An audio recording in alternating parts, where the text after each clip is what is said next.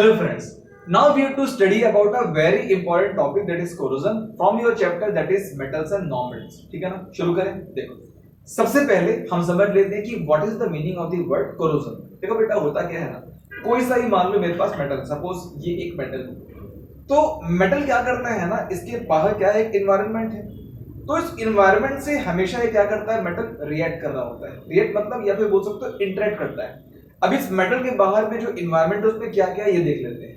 इसके बाहर में है आपका एयर, ठीक है, और उस एयर में है कुछ नमी, दैट इज मॉइस्चर। तो because of the interaction of this metal with that moisture of the air and the oxygen of the air, ये क्या करता है ना, कुछ रिएक्शन कर लेता है, आपस में दोस्ती कर ले, कुछ बना लेते हैं। अब एक बात समझ लो, जैसे एक पेन है, पेन को मैं जैसे जैसे यूज करते जाऊंगा, यानी कि मैं जैसे जैसे इसका यूज करते जाऊंगा, क्या हो जाएगा, इस पेन की जो आपका इंक है ना धीरे धीरे कम होती जाएगी, होगी ना।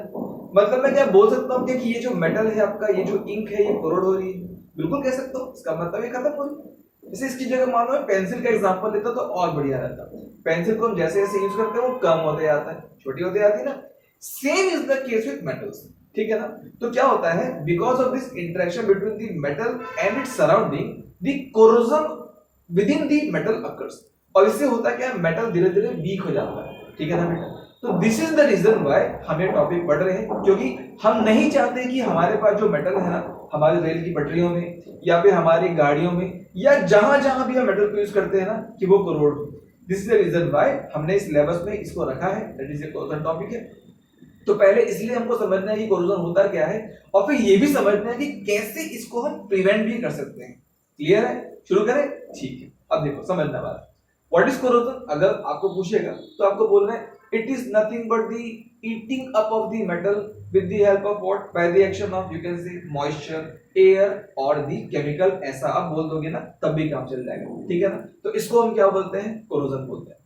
Now in this chapter we have to study in detail about the corrosion in different metals, ठीक है ना। तो शुरुआत करते हैं सबसे इंपॉर्टेंट आपका मेटल से, दैट इज आयरन, ठीक है ना। क्योंकि हमारे आसपास वो बहुत ज्यादा अवेलेबल है और हम बार बार देखते हैं कि भैया आयरन में ना जंग लग रहा है, आयरन में कोरोजन हो रहा है, तो एकदम क्लियरली हमको दिखता है। तो शुरू करें, देखो कोरोजन ऑफ आयरन। देखो बेटा एक बात समझना, अलग अलग जो मेटल होते हैं ना उसमें जो कोरोजन होता है उसके नाम कभी कभी तो अलग अलग, बट आयरन के केस में स्पेसिफिकली आप याद रखना, उसको हम बोलते हैं क्या, रस्टिंग ऑफ आयरन, ठीक है ना। तो corrosion of iron is what we call as the rusting. Clear है ना।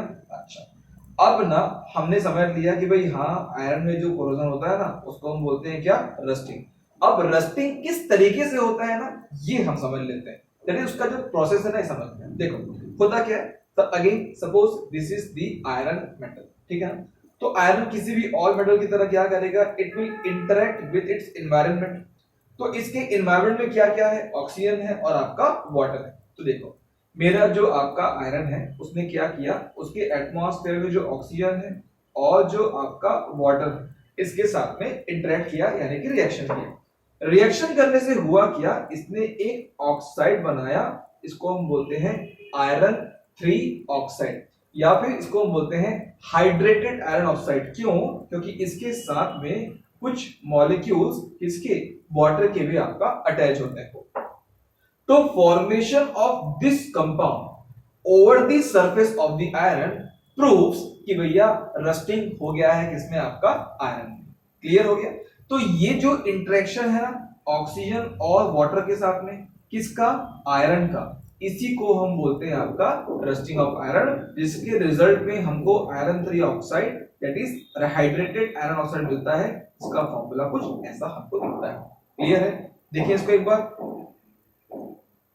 देखो देखो क्या लिखा है, यही बात लिखी है। आयरन मेटल ऑक्साइड जब कंबाइन होता है किससे, ऑक्सीजन से ना, किसकी प्रेजेंस में, प्रेजेंस ऑफ वाटर और आपका ऑक्सीजन, तो क्या होता है, हाइड्रेटेड आयरन ऑक्साइड बनता है, दैट इज ये बनता है। केमिकल रिएक्शन भी आपकी ये रही। क्लियर है ना। तो ये रहा आपका रिएक्शन किसका, आयरन का। अब ये जो रिएक्शन है ये कैसे रिएक्शन है, ये है आपका रेडॉक्स रिएक्शन। कैसे रिएक्शन है, रेडॉक्स रिएक्शन। क्यों रेडॉक्स रिएक्शन है, वो इसलिए क्योंकि यहाँ पे रिडक्शन भी हो रहा है और आपका ऑक्सीडेशन। क्लियर है बेटा। अच्छा, अब एक बात समझते हैं, कौन सी बात, कि भाई अगर रस्टिंग होना है किसमें, आयरन में ना, तो इसके लिए दो कंडीशन बहुत ज्यादा रिक्वायरमेंट है। पहली कंडीशन क्या, पहली कंडीशन ये कि आपका एयर होना चाहिए, दूसरी कंडीशन की वहां पे आपका मॉइस्चर होना चाहिए, that is the presence of air and water are the prerequisite for the rusting of iron to occur. Clear है ना? नाउ ये जो दो कंडीशन है, let's try to find out with the help of the experiment कि वाकई में इन दोनों का होना जरूरी है या नहीं। तो देखो यहां पर हमने तीन टेस्ट ट्यूब लिए हैं, test tube number 1, test tube number 2 and test tube number 3। सबसे पहले टेस्ट ट्यूब नंबर 3 को देखो। 3 में देखो एयर भी है, वाटर भी है, दोनों है, इसलिए ना यहाँ पे रस्टिंग हो रहा है। सेकंड नंबर के टेस्ट ट्यूब में हमने क्या किया ना, हमने ना सिर्फ पानी रखा है, और सिर्फ पानी का मतलब देखो सिर्फ पानी, ऐसा पानी है, हमने पानी को ना गर्म कर दिया है। कैसा किया है? गर्म, यानी कि बॉईल किया है। बॉईल करने से हुआ ये कि जो आपका पानी है ना वो एयर फ्री हो गया, यानी कि जो भी पानी के अंदर भी क्या होता है, गैसेस होती है, ऑक्सीजन भी होती है ना, वो निकल रही होती है पानी से। तो पानी को गर्म करने से जो भी थोड़ी बहुत भी थी ना वो निकलने वाली ऑक्सीजन वो निकल गई। ठीक है, तो ये कैसा पानी हो गया? ये एयर फ्री पानी इसको हम बोल सकते हैं। ठीक है ना? इसमें हमने क्या किया, इसके ऊपर में ना एक लेयर लगा दी, किसकी? आपका ऑयल। ये देखो लेयर लगा दी हमने आपका ऑयल। तो इससे क्या हो गया, एटमॉस्फेयर से कोई भी ऑक्सीजन अब इस पे डिफ्यूज नहीं हो पाएगा, इस पानी में घुल भी नहीं पाएगा। तो इस कंडीशन में ये जो आयरन नेल है ना, क्या इसमें रस्टिंग होगी? क्या इसमें रस्टिंग नहीं होगी। क्लियर? तो पहले टेस्ट ट्यूब में देखो हमने क्या किया, रस्टिंग किया। क्यों? क्योंकि वहां पे आपका पानी भी था और आपका ऑक्सीजन भी था। सेकंड वाले में हमने पानी को गर्म किया, उसको एयर फ्री किया, और उसको ऊपर से ऑयल की लेयर लगा के ना एयर टाइट कर दिया। तो उससे हुआ क्या कि ये जो नेल है इसको ऑक्सीजन मिला ही नहीं, ऑक्सीजन नहीं मिला तो ये इस पे रस्टिंग नहीं हुआ। ठीक है? अच्छा, इसी टेस्ट ट्यूब को अगर मैं ऐसा लेता, नॉर्मल पानी लेके अगर मैं इस आयरन नेल को रखता ना, तो इस पे रस्टिंग हो जाती। बट इस केस में क्योंकि हमने पानी के साथ कुछ किया है, इसको बॉईल किया, उसको एयर फ्री किया, और उसके बाद नेल को डाला और ऊपर में लेयर भी लगा दी ऑयल की, इसलिए इस टेस्ट ट्यूब में आपका रस्टिंग नहीं होगी। बात करते हैं फर्स्ट की। इसमें क्या देखो, इसमें सिर्फ एयर, मॉइस्चर है ही नहीं। कैसे मॉइस्चर नहीं है? हमने ना यहाँ पे क्या कर दिया, एनहाइड्रस कैल्शियम क्लोराइड डाल दिया। आप चाहो सिलिका जेल डालो, कुछ भी डालो। उसने क्या किया, जो भी ऑक्सीजन यहाँ पे था ना उसको इसने एब्जॉर्ब कर लिया। तो ये कैसा हो गया, एक ऐसा एयर हो गया जिसमें क्या नहीं है, जिसमें आपका वाटर नहीं, मतलब वाटर, ऑक्सीजन नहीं, वाटर वेपर को उसने क्या कर लिया था, एब्जॉर्ब कर लिया था। तो बिना वाटर के भाई कैसे रस्टिंग होगी? नहीं होगी। तो यहां भी हमको रस्टिंग देखने को नहीं मिलती। तो क्लियरली बात समझना, अगर हमको क्या होना है, अगर रस्टिंग करनी है आयरन की, तो दो चीजों का रिक्वायरमेंट होना है। पहला आपका क्या, मॉइस्चर, दूसरा आपका एयर। क्लियर है बेटा? अच्छा, अब समझते हैं कि भाई रस्टिंग तो होगी, तो इस रस्टिंग को ना प्रिवेंट कैसे करेंगे, how can we prevent this rusting? ठीक है ना? तो देखो कुछ प्रोसेस है। सबसे बेसिक जो प्रोसेस है हम लोग अभी दिवाली में सबने किया, वो क्या है बताओ? पेंटिंग करते हैं ना, हम सब दिवाली में पेंटिंग करते हैं। तो उससे क्या होता है, जो भी एक लेयर बन जाती है between the metal, that is ये आयरन। मान लो अगेन ये आयरन है ना, ये मेरा बढ़िया है। तो अगर इस आयरन को हमने क्या कर दिया, चारों तरफ से पेंट कर दिया, तो पेंट करने से हुआ क्या कि ये जो आयरन है ना, ये इंटरेक्ट नहीं कर पाएगा एटमॉस्फेयर की मॉइस्चर से या फिर आपका एयर से। तो क्या हो गया, इसमें रस्टिंग होगी नहीं। तो पहला एक तरीका क्या हो गया, पेंटिंग। सेकंड तरीका क्या है, उसके बाहर हम क्या लगाते हैं, ग्रीस या ऑयल लगाते हैं। बट एकदम एक आपका शॉर्ट टर्म मेथड है, लॉन्ग टर्म मेथड नहीं है। बट हाँ ठीक है, ग्रीस और ऑयल लगाने से भी ना जो मूविंग मशीन पार्ट्स है उसमें भी जंग नहीं लगता। इसके बाद बहुत इंपॉर्टेंट प्रोसेस है आपका गैल्वेनाइजेशन। तो एक गैल्वेनाइजेशन क्या है ना, ये मैं आपको अभी बताता हूँ इसके बाद में। बस अभी हम जान रहे हैं कि कौन कौन से ऐसे मेथड हैं जिसकी हेल्प से हम क्या करते हैं, रस्टिंग को ना प्रिवेंट करते हैं। पहला पेंटिंग हो गया, सेकंड अप्लाई कर दो किसको, ग्रीस को या ऑयल को, तीसरा गैल्वेनाइजेशन। इसके बाद में क्या है, देखो भाई एक प्रोसेस है आपका इलेक्ट्रोप्लेटिंग। इलेक्ट्रोप्लेटिंग के बाद में एक और प्रोसेस है, इसको हम बोलते हैं आपका एलॉइंग। एलॉइंग मतलब जैसे देखो, एक होता है आयरन और एक होता है आपका steel. Now what is the difference between the iron and the steel? क्या हुआ, स्टील के केस में हमने क्या किया, यहां भी आयरन ही है, पर उसके साथ में ना 0.1 से लेके 0.5% हमने वहां पे कार्बन मिला दिया। तो उससे क्या हो गया ना, इसका जो कोरोजन का जो प्रोसेस है वो थोड़ा स्लो हो गया। तो with the help of the alloying also हम क्या कर सकते हैं ना, कोरोजन को डिफीट कर सकते हैं। ठीक है? अच्छा, तो एक एक करके शुरू करें। सबसे पहले बात करते हैं किसकी, आपका गैल्वेनाइजेशन की। गैल्वेनाइजेशन में हम क्या करते हैं, यहां पे बेटा हम क्या करते हैं ना, कोई सा भी मेटल होता है ना, उसके ऊपर जिंक की हम क्या कर देते हैं, एक लेयर चढ़ा देते हैं। किसकी लेयर, जिंक। अब इससे क्या होता है, ये जो जिंक है ना ऑक्सीजन के साथ रिएक्ट करता है एटमॉस्फेयर की, और एक जिंक ऑक्साइड की लेयर बना लेता है अपने ही ऊपर। और जो जिंक ऑक्साइड की जो लेयर है ना, ये इम्परवियस होती है, यानी कि ऐसी होती है कि अपने थ्रू किसी और चीज को जाने नहीं देती। तो इससे होता है न सिर्फ रिमेनिंग जिंक, बल्कि उसके नीचे का जो आयरन है ना, वो भी क्या हो जाता है आपका, रस्ट प्रूफ हो जाता है। इसको हम बोलते हैं galvanisation. Okay, so the process of depositing a thin layer of zinc metal on iron object is what we call as the galvanization। ठीक है ना, तो यहाँ पे सेम बातें लिखी हैं, आप इसको देख के लिख लेना, पॉज कर लेना वीडियो को ना। ये जो अगेन सेम बात है, ये जो जिंक की कोटिंग है इम्परवियस टू एयर है, इसलिए क्या करती है, प्रिवेंट कर लेती है जिंक और आपका आयरन को जो इसके नीचे होती है। क्लियर, तो गैल्वेनाइजेशन क्लियर हो। Next is electroplating. इलेक्ट्रोप्लेटिंग क्या होता है, हम क्या करते हैं ना, मान लो मेरे पास आयरन है, आयरन क्या होता है, जल्दी कोरोड करता है, ठीक है ना, but there are some metals which corrodes slowly as compare to that of the iron. For example tin हो गया या फिर आपका क्रोमियम हो गया। तो हम क्या करते हैं ना, ये जो टिन और जो क्रोमियम है ना, जो रेसिस्टेंट फ्री है, हम इनकी पतली से लेयर लगा लेते हैं किसके ऊपर, हमारे आयरन के ऊपर। तो इससे होता क्या है, हमारे आयरन के ऊपर अगेन एक लेयर चिपक जाती है, इससे आयरन का जो लेयर है यानी कि उसका सरफेस है ना, वो एटमॉस्फेयर के कांटेक्ट नहीं कर पाता, तो अगेन ये रस्ट प्रूफ हो जाता है। अब इसी तरीके से ना, जैसे आपने देखा होगा टिफिन बॉक्स, ठीक है ना, तो टिफिन बॉक्स में भी हम क्या करते हैं पता है, निकल की प्लेटिंग कर देते हैं और आपका टिन की प्लेटिंग कर देते हैं। वो भी असल में किसका होता है, आयरन का ही होता है, और हमने क्या कर दिया, उसमें निकल और टिन की प्लेटिंग कर दी, तो वो भी कैसा हो गया, रस्ट प्रूफ हो गया। या फिर क्या कर सकते हो, अगेन एक मेथड आएगा एलॉइंग, वहां पर भी हम आपका डायरेक्ट स्टेनलेस स्टील का क्या लेते हैं, आपका टिफिन बॉक्स बना लेते हैं। नेक्स्ट क्या है, क्रोमियम प्लेटिंग। तुम्हारे देखो साइकिल में तुमको एक हैंडल दिखता है तुम्हारे साइकिल का, वो चमक रहा होता है, एकदम चमकता है ना, क्रोम कलर का।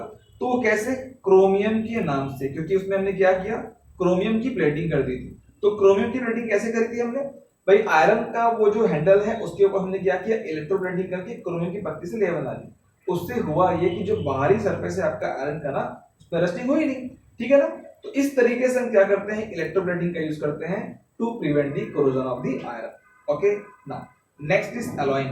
अगेन मैंने आपको बताया, जैसे बताया मैंने आपको स्टील, तो बढ़िया एग्जांपल है, आयरन के साथ में अगर आपने क्रोमियम और निकल बनाया तो क्या बनता है मानो, इससे बनता है आपका स्टेनलेस स्टील। स्टेनलेस स्टील मतलब तुम्हारे घर में चम्मच है, थाली है, कटोरी है, गिलास है, ये सब क्या है, all these things are the stainless steel. Now stainless steel ना एक नॉर्मल स्टील से अलग होता है, क्योंकि स्टील में जहां पर कार्बन होता है ना, वही स्टेनलेस स्टील में क्या होता है, निकल और क्रोमियम होते हैं, किसके साथ में, आयरन के साथ। तो ऐसा करके भी क्या कर सकते हो, आप ना रस्ट प्रूफ कर सकते हो आयरन।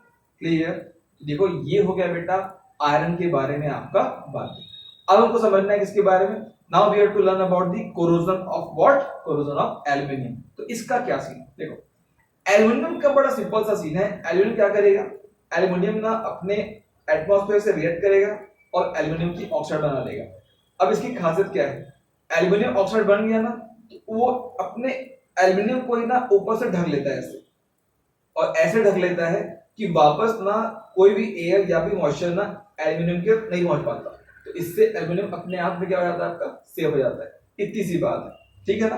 देखिए when exposed to moist air क्या हो रहा है, ऑक्सीजन रिएक्ट कर रहा है किससे, एल्यूमिनियम से, जिससे एक पतली लेयर बन रही है किसकी, एल्यूमिनियम ऑक्साइड की। इससे क्या हो रहा है, ये जो ऑक्साइड की लेयर है ये एल्यूमिनियम को फर्दर आपका कोरोड होने से क्या करती है, आपका बचाती है। तो इसी को हम बोलते हैं क्या, आपका एनोडाइजिंग, ठीक है ना। क्या बोलते हैं इसको, एनोडाइजिंग ऑफ द एल्यूमिनियम। ठीक, after iron let's learn about the corrosion of aluminium, ठीक है ना। अब एक बात समझना, as far as the corrosion of iron versus corrosion in aluminum is concerned, aluminum is more reactive than iron। इसलिए क्या होगा, कोरोजन में एल्यूमिनियम में एज कंपेयर टू आयरन और भी ज्यादा क्या होता है, फास्ट होता है, बहुत फास्ट होता है, ठीक है ना। बट अगेन यहाँ पे एग्जांपल समझते हैं। अगेन मान लो ये आपका एल्यूमिनियम, तो एल्यूमिनियम ने भी क्या किया, क्योंकि ये क्या करता है आयरन से और भी फास्ट रिएक्ट करता है, उसने क्या किया, रिएक्ट किया ऑक्सीजन के साथ। उसके बाद क्या किया उसने ना, इस सरफेस के ऊपर में एक लेयर बना दी, किसकी, aluminium oxide, that is Al2O3 की। अब इससे क्या हुआ, यहाँ पे जो ऑक्साइड की जो लेयर है ना, एल्यूमिनियम ऑक्साइड की ना, ये बहुत ज्यादा क्या होती है आपका, ये बहुत ज्यादा स्ट्रॉन्ग होती है। इससे होता ये है कि जो फर्दर ऑक्सीडेशन होता है एल्यूमिनियम का, वो हो नहीं पाता। देखना तुम्हारे घर में एल्यूमिनियम का कोई भी वेसल होगा या कहीं भी तुम एल्यूमिनियम का कोई भी सामान देखना, उसमें ना जल्दी जंग लगता है, जल्दी वो ना एकदम काला हो जाता है, खराब हो जाता है। बट जैसे ही वो एल्यूमिनियम कहीं से भी कटता है ना, टूटता है ना, आपको देखिए अंदर एकदम फ्रेश एल्यूमिनियम होता है। तो ऐसा क्यों हुआ? क्योंकि जो एल्यूमिनियम ऑक्साइड की लेयर बनी ना आफ्टर कोरोजन, ठीक है ना, तो उसने क्या किया, अंदर के आपका जो एल्यूमिनियम है उसको प्रिवेंट कर दिया। तो sometimes corrosion is good also, कई बार अच्छा भी होता है कोरोजन। ठीक है बेटा, तो शुरू करें इसको। तो देखो, what is the meaning of the corrosion of aluminium? When exposed to moist air, oxygen of air reacts with aluminium to form what? To form a thin layer. It prevents aluminium from further corrosion. तो हमने इससे क्या सीखा? हमने ये सीखा कि अगर एल्यूमिनियम के बाहर एक एल्यूमिनियम की ही ऑक्साइड की लेयर बना दी जाए तो क्या हो जाएगा? We can prevent simply the aluminium. इसी प्रोसेस को, यानी कि the artificial process of forming a thin layer of the aluminum oxide over the aluminium is what we call as the, इसी को हम बोलते हैं क्या? एनोडाइजिंग। क्या बोलते हैं? एनोडाइजिंग। जहां पे हम क्या करते हैं, जहां पर हम एक थिक लेयर बनाते हैं किसकी? एल्यूमिनियम ऑक्साइड की, किसी भी एल्यूमिनियम ऑब्जेक्ट के ऊपर। सपोज ये मेरा एल्यूमिनियम का ऑब्जेक्ट है, तो मैं क्या करूंगा, इसको इलेक्ट्रोलाइट में डालूंगा और इसको बना दूंगा एनोड। एनोड बना दूंगा मतलब क्या होता है, इसके ऊपर आपका चार्ज हो जाएगा आपका पॉजिटिव चार्ज। ये मैंने आपका डाल दिया एल्यूमिनियम, इसको मैंने बना दिया एनोड। ठीक है ना। अब क्या होगा, इसके पास में क्या होगा, हम ऑक्सीजन को लेके आएंगे और ऑक्सीजन क्या करेगा, रिएक्ट करेगा, और ऑक्सीजन के रिएक्ट करने से यहाँ पे एक लेयर बन जाएगी एल्यूमिनियम ऑक्साइड की, जिससे ये क्या हो जाएगा, मेरा एल्यूमिनियम प्रिवेंट हो जाएगा। ठीक है ना। तो during the electrolysis of dilute sulphuric acid, यहाँ पे हमने सल्फ्यूरिक एसिड यूज कर लिया। तो during the electrolysis of dilute sulphuric acid होता क्या है ना, इसको डायग्राम से भी देख लेते हैं। ये देखो, हमने एनोड बना दिया किसको, आपका एल्यूमिनियम को। तो इससे हो क्या रहा है, ऑक्साइड के लेयर बन जा रहे हैं यहाँ पर हमारे एल्यूमिनियम के बाहर, और ये जो हमारा एल्यूमिनियम है ना, इससे सेव हो जा रहा है। तो ये जो पूरी प्रोसेस है ना, इसी को हम क्या बोलते हैं, आपका एनोडाइजिंग बोलते हैं। ठीक है बेटा। अच्छा, एल्यूमिनियम के बाद में जो नेक्स्ट मेटल वो क्या है, आपका कॉपर। क्या है, कॉपर। तो कॉपर भी क्या करता है ना, ये भी रिएक्ट करता है किससे, एटमॉस्फेयर से। बट यहाँ पे एक स्पेशल चीज, C for copper, C for carbon dioxide, ये रिएक्ट करता है along with water carbon dioxide. किससे रिएक्ट करता है, कार्बन डाइऑक्साइड से। तो जैसे ही कॉपर आपका एक्सपोज होता है किसी भी मॉइस्ट एयर से ना, तो it react slowly with the carbon dioxide and water to form a green coating. देखना, कॉपर दैट इज जो तांबा होता है ना, उसमें हरे कलर की क्या बनती, लेयर बनती। तो वो जो ग्रीन कोटिंग है ना, वही असल में क्या है, आपका बेसिक कॉपर कार्बोनेट है। जो कैसे बना, जो बना इससे कॉपर कार्बोनेट और आपका कॉपर ऑक्साइड्स। तो इन दोनों को मिलाने से ये वाला ग्रीन कोटिंग बनता है, और ये ग्रीन कोटिंग बना मतलब हम समझ जाते हैं कि कॉपर में क्या हुआ है, आपका कोरोजन हुआ है। ठीक। अच्छा, अब इसके बाद में देखो हम उसको क्लीन कैसे करते हैं। अगेन जैसे देखना, हमारे घर में तांबे का बर्तन होता है। तांबे का बर्तन हमारे माना जाता है, आपका हमको बहुत पहले से पता है कि तांबे के बर्तन में जो रखा हुआ पानी है ना, बहुत ज्यादा साफ हो जाता है ना, क्लीनिंग प्रॉपर्टी होती है कॉपर। तो देखना, हमारे घर में जब भी पूजा होती है, हम कॉपर का यानी कि तांबे का छोटा सा कलश होता है, उस कलश में पानी रखते हैं, है ना। तो क्यों कॉपर, व्हाई कॉपर? तो कॉपर इसलिए कि वो क्या करता है, शुद्धता का एक परिचायक है, यानी कि it is the symbol of what, purity, ऐसा मानते हैं। तो जब उस कॉपर के आपका छोटे से वेसल में ना जब भी जंग लग जाता है, यानी कि वो हल्का सा ग्रीन कोटिंग में हो जाता है ना, घर मम्मी क्या करती है, उसको नींबू से मारती है ना, या उसको साफ करने का एक अलग से आपका आजकल तो क्या बोलते हैं, कुछ आता है पीतांबरी काइंड ऑफ थिंग, है ना, तो उससे साफ करते हैं। तो क्या होता है, हमारा जो कॉपर है फिर से एकदम नया जैसा होता है। क्यों ऐसा हुआ पता है? क्योंकि जो कॉपर का ये जो आपका ग्रीन कोटिंग है ना, जो कार्बन डाइऑक्साइड और वाटर के रिएक्शन से बना ना, इसको इजीली आप साफ कर सकते हो किससे, किसी भी आपका डाइल्यूट एसिड सॉल्यूशन से ना। जैसे मैंने नींबू लगाया, तो नींबू क्या है, ये तो एक एसिड है ना, और वो डाइल्यूट एसिड होता है, तो इसलिए हमारा जो कॉपर है ना, ऐसे ही क्लियरली साफ हो जाता है। ठीक है ना। अच्छा, next is what, next is silver. अब सिल्वर का क्या केस, इसको देखते हैं।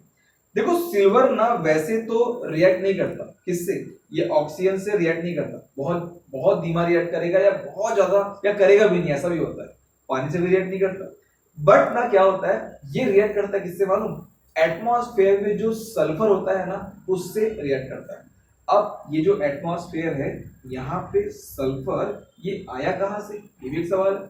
देखो एटमॉस्फेयर में सल्फर कैसे आता है इस बात को समझना, जैसे आपको दिखाता हूं मैं। जैसे मान लीजिए आपका हमारे पास क्या था, हमारे पास था आपका पेट्रोलियम।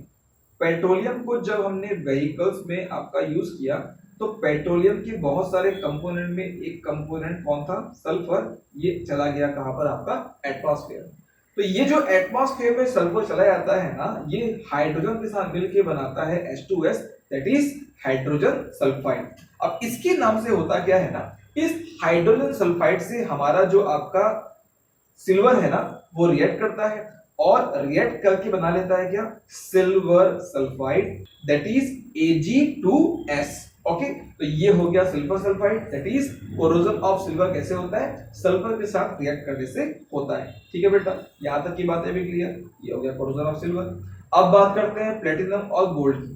ये लोग कोरोड होते ही नहीं, मैंने बताया था इनका कोरोजन बताऊंगा, होता ही नहीं कोरोजन, सवाल ही नहीं उठता। ठीक है ना, तो हाईली रेसिस्टेंट टू कोरोजन, बहुत बहुत कम होता है, मालूम होता ही नहीं। ठीक है ना, तो इस तरीके से हमने क्या लर्न कर लिया, हमने लर्न कर लिया बेटा कोरोजन के बारे में। हमने पहले लर्न किया रस्टिंग ऑफ आयरन कैसे होता है, तो क्या होता है, हाइड्रेटेड आयरन ऑक्साइड।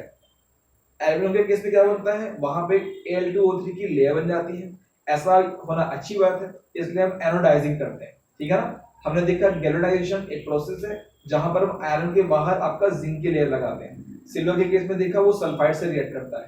ठीक है ना, Ag2S बना लेता है। ठीक है, तो ये सब कुछ बेसिक है आपका कोरोजन वाले टॉपिक की, इसको बार बार रिवाइज कर लेना, आपको याद हो जाएगा, इसको आप लिख भी लोगे इजीली।